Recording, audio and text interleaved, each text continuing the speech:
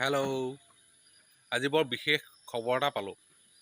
ৰাতি দোকান বন্ধ কৰি ভাত খাবলৈ যাবলৈ লওঁতে তেনেকুৱাতে এজনে ফোন কৰিছে। এটা বিশেষ বস্তু চাবৰ কাৰণে আমাক আমন্ত্ৰণ কৰিছে। আমি ঘৰৰ সকলো যাবলৈ ওলাইছোঁ।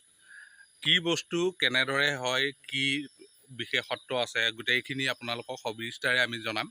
তাৰ বাবে আমি হয়তো লাইভো আহিম চাগে। গতিকে আপোনালোক যোন জাগি আছে, বৰ্তমানলৈকে হোৱা নাই, আপোনালোকে সহযোগিতা কৰিব। সেইটো লাইভ চাবলৈ পাব। তেতিয়া 15 মিনিট 20 মিনিটমান, মানে ধৰক 1.5 কিলোমিটাৰ 2 কিলোমিটাৰ ৰাস্তা, বৰ বিশেষ দূৰৰ ৰাস্তাও নহয়। গতিকে আমি 1.5 কিলোমিটাৰ 2 কিলোমিটাৰৰ পিছতে গৈ জেগাটো পাম। যিহেতু 15 মিনিট 20 মিনিট, ধৰক 15 মিনিট 20 মিনিটৰ ভিতৰত আপোনালোকক আমি লাইভ আহিম, চাব পাৰিব বস্তুটো। বাই। নমস্কাৰ। কিমান দিন হ'ল আপুনি ৰোপণ কৰা এই গছজোপা? এইজোপা প্ৰায় 1.5 বছৰমান হৈছে এতিয়া। ক'ৰ পৰা আনিছিলে?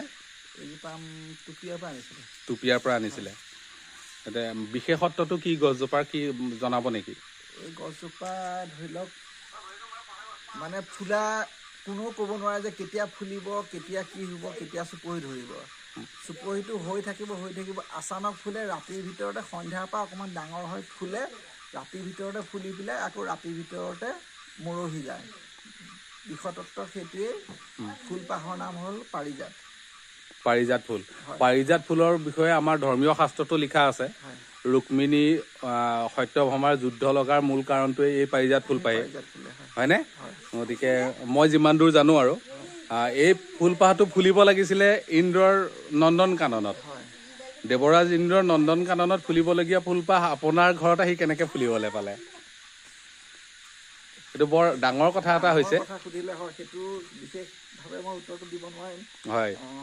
যিটো জানো, মানে ধৰি লওক এই ফুলপাহ মানে ধৰিব নোৱাৰি কেতিয়া ফুলিব। গছজোপা চবেই লগাই, বহুতো জেগাত দেখিছোঁ। হয়। কিন্তু ফুলা কোনেও নেদেখে দিনত। অঁ অঁ। এই ফুলপাহ ধৰি লওক চুপহিটো সৰু সৰু হৈ থাকে, কিন্তু আচানক ৰাতিৰ ভিতৰতে ডাঙৰ হৈ পেলাই ৰাতিৰ ভিতৰতে ফুলে। আকৌ ৰাতিৰ ভিতৰতে, মানে ৰাতিপুৱালৈ দেখিব আপুনি ফুলপাহ মৰহি থাকে। এইটো মানে দিনত দেখা নাপায়।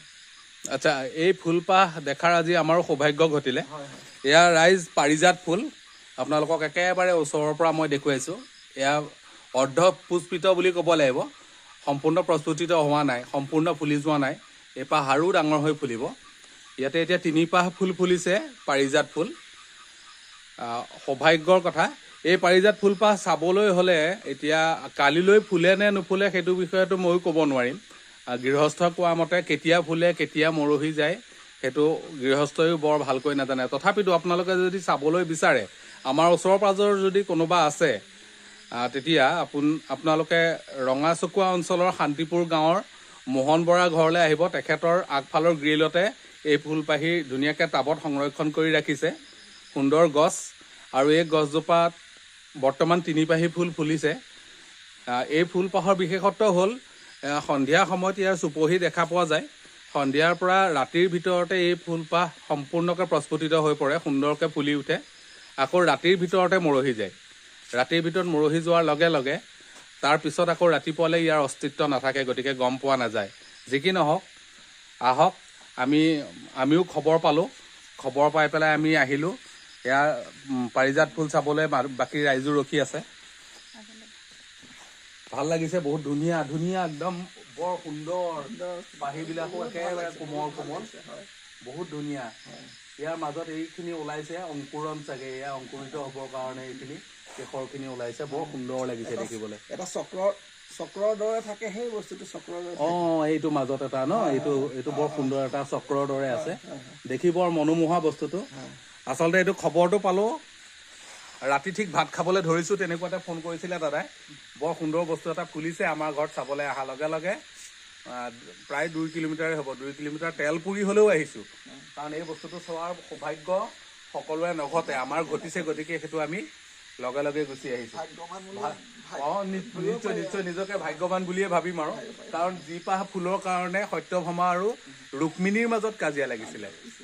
2 পাহ ফুল মাত্ৰ দেৱৰাজ ইন্দ্ৰৰ ফুলনি বাৰীখন নন্দন কাননতহে ফুলে এইপাহ ফুল আহি পেলাই আমাৰ মোহন বৰাৰ ঘৰত আগফালে ফুলিছে বিৰাট ডাঙৰ বস্তু এইটো এটা এইটো বিৰাট সুন্দৰ কথা এটা বিৰাট ডাঙৰ কথা এইটো বৰ ভাল লাগিছে এই কথাটোৱে আৰু এই বস্তুটো যদি কেনেবাকে আমিও সংৰক্ষণ কৰিব পাৰো তেখেতক ইয়াৰ পুলি চুলি কিবা হয় নেকি বাৰু ইয়াৰ পৰা মাত্ৰ পাত এটা নি পেলাই লগালে ইয়াৰ পৰা হৈ যাব মানে দুপৰ টেঙাৰ পাতৰ নিচিনাকে ইয়াত দুপৰ টেঙাৰ পাতৰ দৰে ইয়াৰ পাতটো দি পেলাই ৰুই দিলে পাতটো নি পেলাই ধুনীয়াকে লগালে সেইটো মানে লাগিব 1-1.5 বছৰ লাগিব তাৰপিছতহে হ'ব আৰু কিন্তু এইটো ডাঙৰ কথাটো হ'ল সেই ফুলপাহি মাত্ৰ ৰাতিয়েই ফুলিব ৰাতিয়ে আৰু সৌভাগ্যৱানৰ চকুতহে পৰিব চুপৰিটো অকণমান ওলাই থাকে কিন্তু ধৰিব নোৱাৰে এইটো চুপৰি হ'ব নে কি হ'ব পাতে ওলাইছে নে চুপৰি ধৰিব নোৱাৰি হয় ধৰি লওক আজি মানে ধৰিব পাৰিছো আৰু এইটো ফুলেই বুলি পেলাই তাৰপিছত মানে ফুলিছে আৰু কাটি দিছে আৰু সুন্দৰ সুগন্ধও সুন্দৰ বৰ সুন্দৰ আমোল মোলাই আছে গোটেই পৰিৱেশটো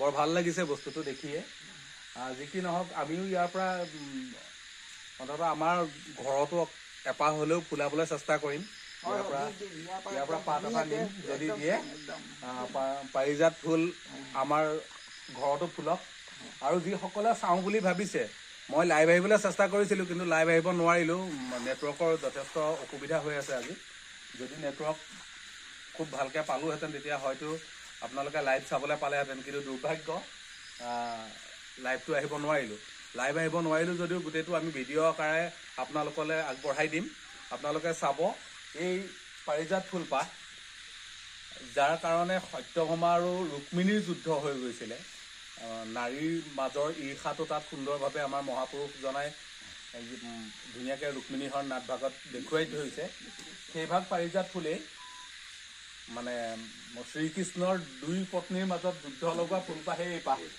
একে আষাৰে ক'বলৈ গ'লে দ্বিতীয়তে আৰু ডাঙৰ কথাটো হৈছে গজেন্দ্ৰই যিপাহ ফুল লৈ পেলাই উপাসনা কৰিছিলে সেই পাহো কিন্তু এই পাহেই আছিলে বৰ সুন্দৰ ফুল এই পাহো ভাল লাগিছে সেইটো কথাতে হেৰিয়াৰ স্বৰ্গৰ পৰা আহি পেলাই আমাৰ ইয়াত মৰ্ত্যত গজিছে সুন্দৰকৈ সুবাস বিলাইছে আৰু আচলতে সৌভাগ্যৱান বুলি ক'ব লাগিব আমি আটাইয়ে গুচি আহিলোঁ বাকী সকলকো দেখুৱাওক কিমান মানুহ আহিছে কাৰ কাৰ সৌভাগ্য ঘটিছে সকলোৱে চাওক আমাৰ সেইজন ৰিংকু বহি আছে নমস্কাৰ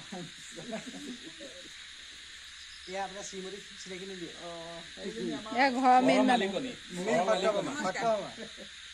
এয়া সত্যভামা